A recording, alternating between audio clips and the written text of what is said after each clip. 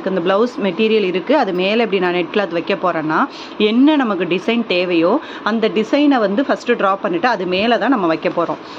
அப்படிங்கும்போது ஃபஸ்ட்டு வந்து இப்போ எனக்கு ஏதாவது ஒரு நெக்கு வேணும் அப்படின்னா, இப்போ எனக்கு இந்த பக்கம் வந்து இப்படி இருக்குது, இதுதான் ப்ளவுஸ் பார்ட் அப்படிங்கும்போது நெக்கு வந்து இந்த இடத்துல எனக்கு இப்படி இருக்கும்.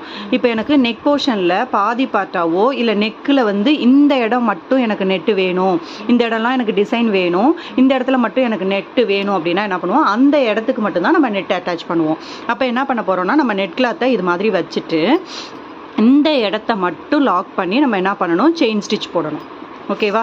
இப்போ இந்த இடத்துக்கு மட்டும், அதாவது எந்த இடத்துல நமக்கு நெட்டு வேணுமோ அதோட அவுட்டர் லைன் மட்டும், இப்போ நான் நெட்டை இந்த மாதிரி வச்சுட்டு இந்த பார்ட்டில் மட்டும்தான் எனக்கு நெக்கு வேணும், இந்த நெக்கு போர்ஷனுக்கு உள்ளே மட்டும்தான் எனக்கு நெட்டு வேணுங்கும்போது இந்த லைனை சுற்றி நான் என்ன பண்ணணும் அப்படின்னு சொன்னால், ஒரு லேயர் வந்து செயின் ஸ்டிச் போட்டுக்கணும். ஒரு தடவை செயின் ஸ்டிச் போட்டாவே போதும், 1 லேயர் வந்து செயின் ஸ்டிச் போட்டுக்கணும்.